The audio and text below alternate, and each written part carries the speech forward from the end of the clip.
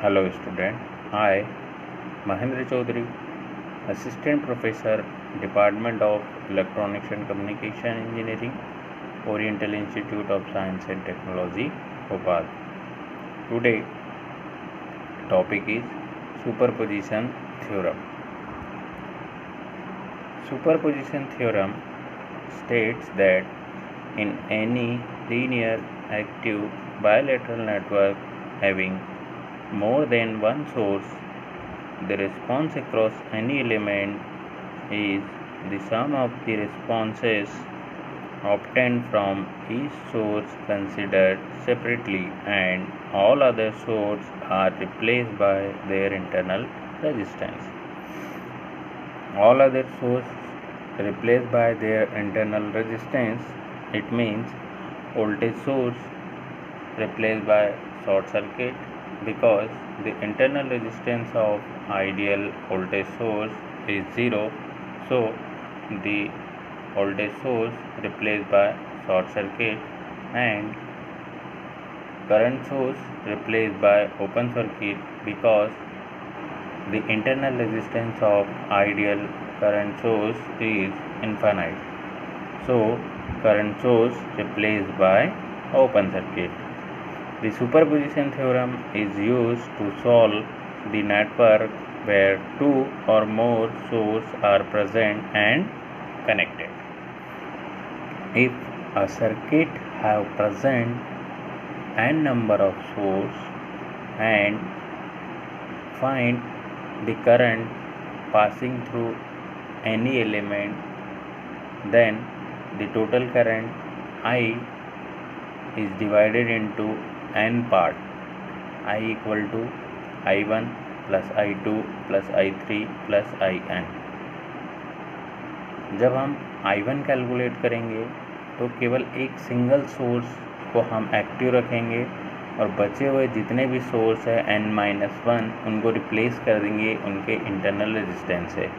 अभी जैसे मैंने बताया कि वोल्टेज सोर्स का इंटरनल रेजिस्टेंस 0 होता है, मतलब वोल्टेज सोर्स को आपको शॉर्ट करना है, और करंट सोर्स का इंटरनल रेजिस्टेंस इनफाइनाइट होता है, इसलिए हम करंट सोर्स को रिप्लेस कर देंगे ओपन सर्किट से। और जिस भी ब्रांच से आपको करंट पूछा है या आपको वोल्टेज पूछा है, उस पर्टिकुलर ब्रांच से आप करंट I1 निकाल लेंगे, और जब हम I1 कैलकुलेट करेंगे तो केवल एक सिंगल सोर्स एक्टिव रहेगा और ऑल अदर इंडिपेंडेंट। इस बात को बहुत अच्छे से ध्यान रखिएगा, all other independent source replace by their internal resistance. जब हम I2 कैलकुलेट करेंगे तो सेकंड नंबर वाले सोर्स को एक्टिव रखेंगे और बचे हुए जितने भी n-1 सोर्स है उनको रिप्लेस कर देंगे उनके इंटरनल रेजिस्टेंस से। ऐसी प्रोसीजर हम n टाइम्स अप्लाई करेंगे, और जब हम In कैलकुलेट करेंगे तो nth नंबर वाले सोर्स को एक्टिव रखेंगे और जो बचे हुए n-1 हैं उनको रिप्लेस कर देंगे उनके इंटरनल रेजिस्टेंस से। क्लियर? अब हम इसी कंसेप्ट को किसी एक एग्जांपल से समझ सकते हैं। अभी जैसे मैंने बताया कि आपको रिप्लेस करना है केवल आइडियल वोल्टेज सोर्स को शॉर्ट सर्किट से और आइडियल करंट सोर्स को ओपन सर्किट से। Independent source, dependent source are not replace. Dependent source को आपको ना तो ओपन सर्किट से रिप्लेस करना है, ना करंट सोर्स को कुछ रिप्लेस करना है, आपको as it is as usual connect रहने देना है। केवल रिप्लेस करना है आपको इंडिपेंडेंट सोर्स को, और जो टोटल रिस्पॉन्स है वो भी आपका कैलकुलेट होगा independent source. If circuit have present 2 independent source and 1 dependent source, तो जो टोटल रिस्पॉन्स रहेगा वो I1 प्लस I2 रहेगा, not I1 plus I2 plus I3। ठीक है? Dependent source always connected in circuit, only independent source के कारण जो हम रेस्पॉन्स कैलकुलेट करेंगे उसी को हम टोटल कंसिडर करेंगे। क्लियर? एक एग्जांपल से हम समझते हैं। इफ़ आपको क्वेश्चन दिया है कि find the current passing through load resistance RL using superposition theorem. तो सबसे पहले तो हम ये देखेंगे कि इसमें total number of independent source कितने हैं, 2, एक वोल्टेज सोर्स है और एक करंट सोर्स है। तो जो आपका total current I flowing through 10 ohm resistor है वो डिवाइड हो जाएगा I = I1 + I2।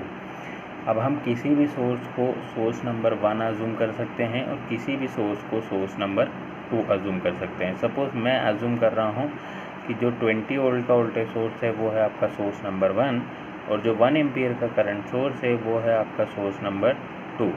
तो जब हम I1 कैलकुलेट करेंगे तो 20 वोल्ट के वोल्टेज सोर्स को एक्टिव रखेंगे और 1 एम्पियर के करंट सोर्स को रिप्लेस कर देंगे इंटरनल रेजिस्टेंस है। इट मीन्स करंट सोर्स को हम ओपन कर देंगे और आप जहाँ लोड रेजिस्टेंस है वहाँ से जो करंट कैलकुलेट करोगे उसको हम बोलेंगे I1, जिसे हमने अप्लाई किया step number 1। 20 volt voltage source are active, it means 1 ampere current source replaced by their internal resistance. The internal resistance of ideal current source is infinite. It means current source replaced by open circuit.